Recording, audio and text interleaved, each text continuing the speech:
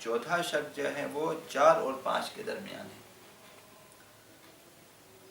اب یہاں ایک چیز میں شک ہے، وہ یہ کہ یہ شک شاید اسی صورت میں صحیح ہے جب انسان قیام کی حالت میں ہو، 4 اور 5 میں، چونکہ جو ہے قیام کی حالت میں اگر نہ ہو تو رکوع کے بعد اس شک کی گنجائش نہیں ہے، سجدے میں بھی شک کی گنجائش نہیں ہے، چونکہ 5 کا احتمال ہے تو رکوع کے بعد سجود کے بعد نماز باطل ہو جاتی ہے، احتمال نہیں ہے۔ قیام کی حالت میں جو ہے گنجائش ہے کہ ایک قیام اضافی ہو جاتی ہے، اگر 5 رکعت ہو تو اس میں آپ 2 سجدے سہو سے آپ کا مسئلہ حل ہو جاتا ہے۔ تو یہ ایک باقیوں میں لکھا، اس میں نہیں لکھا، اس کو جا کے دیکھیں گے تو یہی ہے۔ تو چوتھا شک جو ہے وہ 4 اور 5 میں ہے، تو فی الحال آپ ذہن میں رکھیں قیام کی حالت میں آپ کھڑے ہیں اور آپ کو شک ہے کہ یہ میری چوتھی رکعت ہے یا 5ویں رکعت، تو آپ نے کیا کرنا ہے؟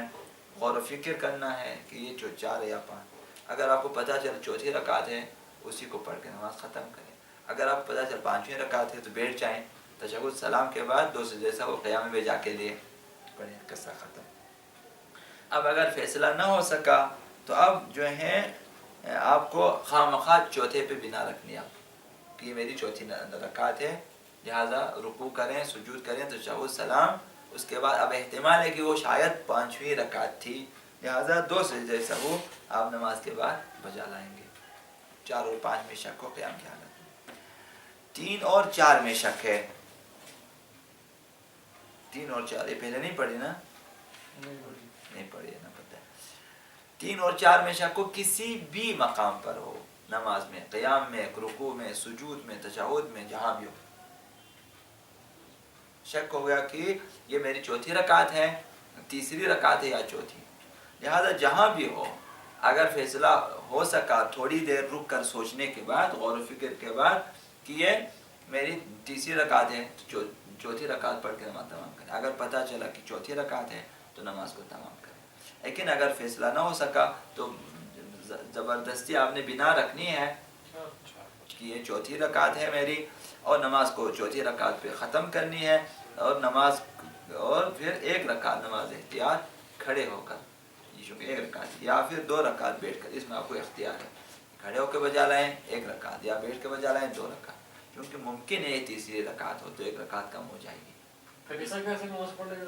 جی وہ تو پھر آگے پڑھیں گے، ہم یہاں سے اگر ادھر جائیں گے پھر یہ رہ جائے گا انشاءاللہ طریقہ سجدہ سہو کا بھی اور نماز احتیاط کا بھی آگے ہم بیان کریں گے انشاءاللہ۔ تو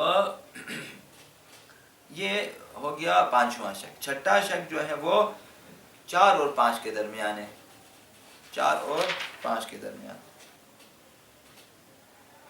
یہ شک دوبارہ آ گیا 4 اور 5 والا، اب یہ نہیں معلوم۔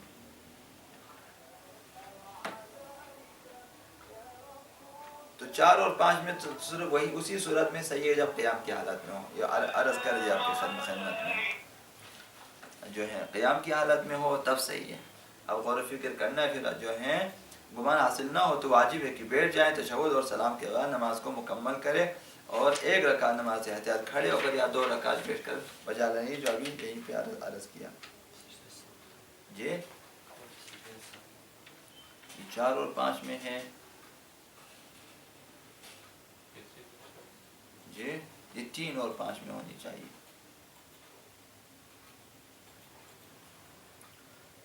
واجب ہے کہ بیٹھ جائیں 4 اور 5 میں۔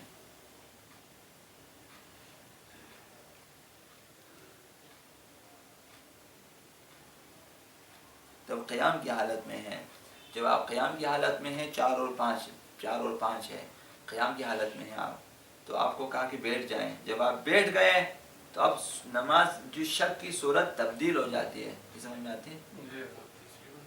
احسن، تم جب بیٹھ گیا تو 1 رکعت کم ہو گئی، اب شک ہے، شک تبدیل ہو کس میں؟ 3 اور 4 میں۔ احسن، تو وہی 1 رکعت نماز احتیاط کھڑے ہو گئے،